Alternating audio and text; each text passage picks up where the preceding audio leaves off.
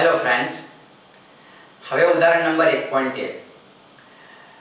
અહીં મેં રકમ નથી લખી પણ આપણે આકૃતિ પરથી થોડી ચર્ચા કરી લઈએ. અહીં આપણી પાસે જે બિંદુવત ન્યુક્લિયસ છે એની પાસે Ze જેટલો ધન વિદ્યુતભાર છે અને એના કેન્દ્રથી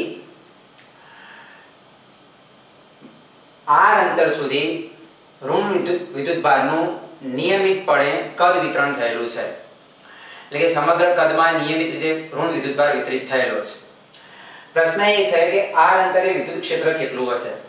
બરોબર, તો ચલો આપણે ગણતરી કરવાની શરૂઆત કરી દઈએ. તો સૌથી પહેલા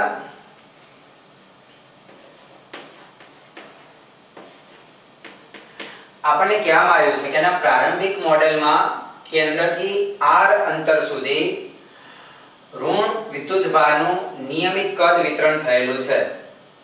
તેનો મતલબ આપણને ઋણ વિદ્યુતભારની કદ ઘનતા આપણને મળી જશે.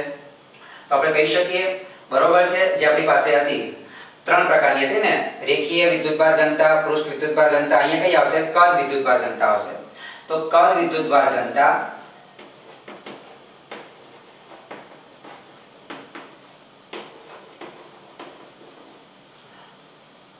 is equal to સમગ્ર પરમાણુની અંદર રહેલો ઋણ વિદ્યુતભાર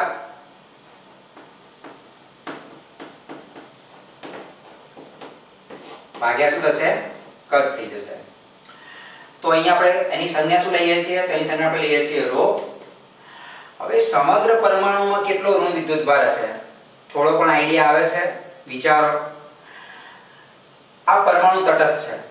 તટસ્થ ક્યારે હોય? જેટલો ધન હોય એટલો ઋણ હોય તો જ તટસ્થ થાય. તો આપણી પાસે ધન કેટલો છે? Ze જેટલો.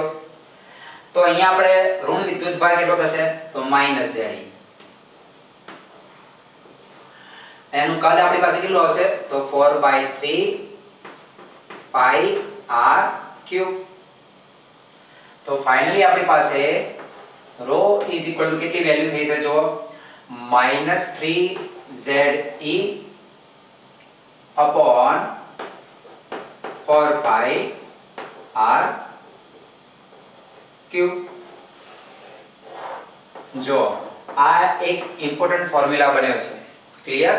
તો આ આપણી પાસે આ પરમાણુની આપણી પાસે કદ વિદ્યુતભાર ઘનતા આવી ગઈ. હવે આપણે જઈએ છીએ r અંતર. હવે r અંતર કયું લેવું? તો આપણે પહેલા એક વિચાર કરી લઈએ કે એ r અંતર આ r કરતા નાનું છે.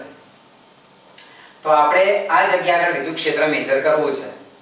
તો સિમ્પલ છે કે કેન્દ્રથી દરેક r અંતરે આપણે શું કરીએ છીએ?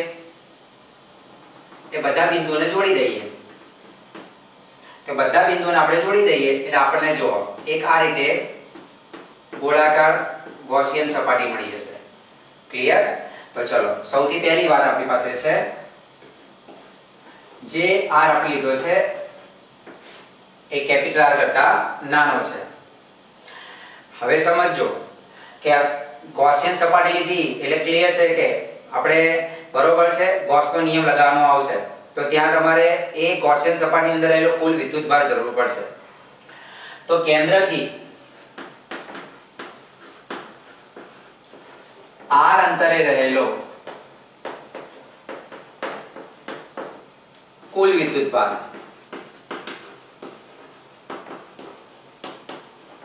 જેનો હું q કહી દઉં. તો હું આટલાની વાત કરું છું. જુઓ મિત્રો, આપણી પાસે આ જે છે આટલાની અંદર રહેલો કુલ વિદ્યુતભાર એટલે Ze તો આવશે જ, પ્લસ કયો આવશે? તો આ તમે જુઓ, આ જે તમે જોઈ રહ્યા છો ઋણ વિદ્યુતભાર, એ ઋણ વિદ્યુતભાર આવશે. તો હું ઋણ વિદ્યુતભારને તમને સમજણ પડે એટલા માટે આ રીતે લખું છું. તો એ ટોટલ પરમાણુ નથી, એ તો આટલો જ છે. તો એને આપણે કહી દઈએ છીએ q'. બરોબર? હવે અહીંયા જો આપણે સૂત્ર લગાવી શકીએ તો q is equal to Ze. હવે આપણી પાસે સૂત્ર છે જો કદ ઘનતા is equal to વિસ્ભાર ભાગ્યા કદ. આટલું થઈ જાય. તો જો q' બરાબર આપણી પાસે શું આવશે? ρ ઇન્ટુ શું આવી જશે? v આવી જશે. પણ આ v એટલે કયો? આ ગોળાકાર ગૌસિયન સપાટીનું આપણી પાસે જે કદ છે એ આવી જશે. તો આપણે એ કદને કેટલું લખશું? તો 4/3 pi r ક્યુબ. જો અહીંયા સ્મોલ r આવશે કારણ કે આપણે જે ગોળાકાર ગૌસિયન સપાટી લીધી છે એ આપણી પાસે એનું કદ આટલું રહેશે. તો આ જે રો છે એની પણ આપણે જે વેલ્યુ મૂકી દઈએ તો q = ze. હવે રો ની જગ્યાએ આપણી પાસે જે વેલ્યુ છે શું છે જુઓ તો -3ze upon 4 pi r³ અને આ તો આપણી પાસે છે જ 4/3 pi r³.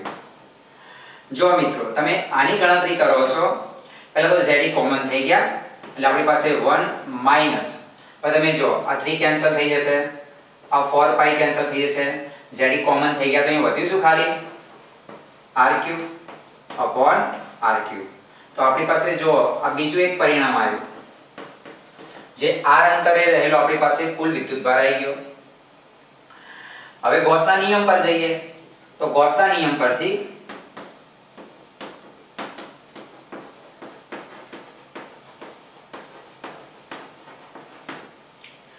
ફ્લક્સ phi શું આવશે ઇન્ટિગ્રેશન ઓફ EdA અથવા તો તમે EdS લખી શકો છો. શું આવશે q/ε0. બરોબર. આ આખા જે આપણે ગૌસિયન સપાટી લીધું છે એની સાથે સંકળાયેલો આપણી પાસે આ ફ્લક્સ થઈ જશે. હવે આ બંને વચ્ચેનો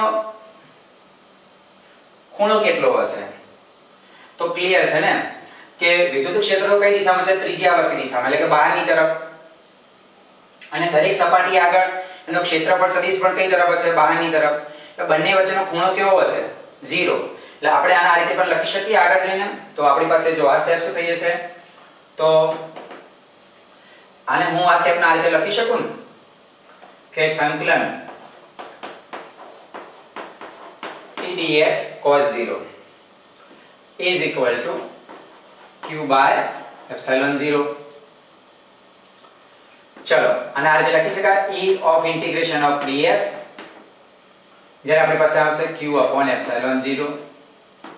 તો આ ds એટલે શું તો ds એટલે આપણે જે ગોળાકાર ગૌસિયન સપાટી લીધી છે એનું કુલ ક્ષેત્રફળ એની ત્રિજ્યા કેટલી હતી r તો એનું કુલ ક્ષેત્રફળ કેટલું હશે 4 pi r². હવે q ની જગ્યાએ આપણી પાસે સમીકરણ 1 પર જો તો ze અને શું આવશે તો 1 minus r³ upon r³ upon ε0 આટલું આપણી પાસે આવી જશે. તો ફાઇનલી આપણી પાસે જો E is equal અહીંયા લખી શકીએ સમીકરણ 2 પરથી. તો અહીંયા આપણે ફાઇનલી જોઈએ તો ફાઇનલી E is equal આપણી પાસે શું આવશે જો ze 1 minus r³ upon r³ અને 4 pi નીચે છે એટલે 4 pi ε0 into r². તો તમને સાદું હું વધારે આપું છું જેથી જલ્દી ખબર પડે. તો હવે તમે આ જુઓ કે આ શું બનશે ze upon 4 pi ε0. હવે r² ને આપણે અહીંયા ભાગી લો 1 upon r² અને r² ને તમે આ પદના ભાગાવ છો એટલે જો r³ છે ને r² છે એટલે શું બનશે r upon r³. તો આ રીતે આપણને r માટે નું વિદ્યુત ક્ષેત્ર મળે. અહીંયા મિત્રો મેં લખ્યું નથી કે ગોળાકાર ગૌસિયન સપાટી આપણે r અંતરે લીધી છે એ બધું ડિસ્ક્રિપ્શન આપણે કરવાનું રહેશે. તમે PDF ફાઇલમાંથી એ ડિસ્ક્રિપ્શન કરી દેજો. બરોબર છે. આનો સ્ક્રીનશોટ નીકાળી લો.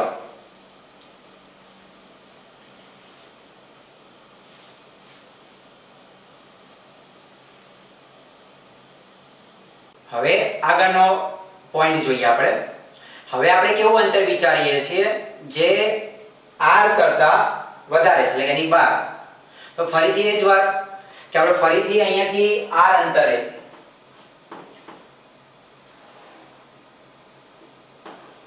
ધારો કે આપણે આ જગ્યા આગળ વિદ્યુત ક્ષેત્રમાં આપવું છે તો કઈ કેન્દ્રથી દરેક અંતરે તમે r અંતરે શું કરશો કે બધા બિંદુને જોડી દેશો એટલે અહીંયાથી તમને ફરીથી શું મળશે એક ગોળાકાર ગૌસિયન સપાટી મળી જશે. બરોબર. તો r અંતરે ગોળાકાર ગૌસિયન સપાટી વિચારતા. આવું તમે આગળના પોઈન્ટમાં r લેસ ધેન r અંતર માટે બી તમે આવું લખી દેજો. બરોબર છે? હવે જો અહીંયા ખૂબ જ ઇમ્પોર્ટન્ટ કે તમે જે આ ગૌસિયન સપાટી વિચારો છો એની અંદર આખો પરમાણુ આવી ગયો અને આખો પરમાણુની વાત થાય તો તટસ્થ છે, તેની અંદર આવેલો કુલ વિદ્યુતભાર કેટલો થઈ જાય? 0. બરોબર? તો આપણે એવું કહી શકીએ ને કે કુલ વિદ્યુતભાર પરમાણુ તટસ્થ હોવાથી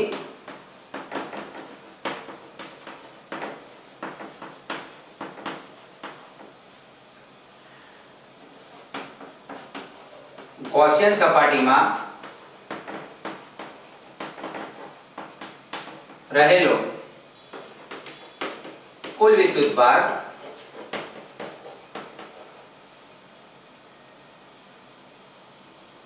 શૂન્ય થાય, કારણ કે પરમાણુ તટસ્થ છે.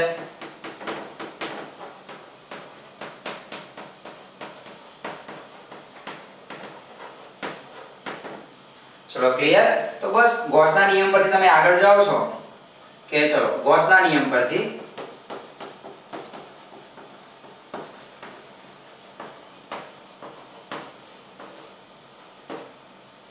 તો flux phi is equal to integration of E ds is equal to q by epsilon 0. પણ અહીંયા તો q બરાબર કેટલો છે તમે જુઓ 0. તો therefore તમે આના પરથી કહી શકો કે તમારી પાસે E બરાબર શું થઈ જશે? 0 થઈ જશે. આવી જ રીતે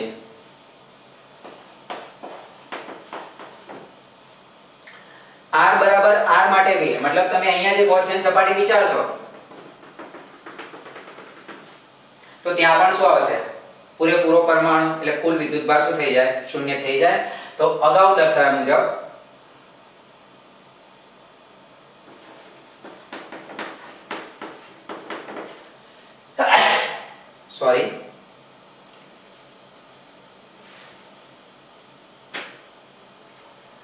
અગાઉ દર્શાવ્યા મુજબ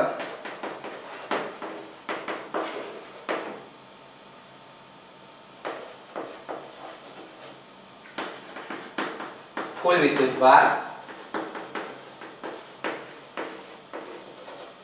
0 થાય. therefore E is equal to 0. આમ આપણે કહી શકીએ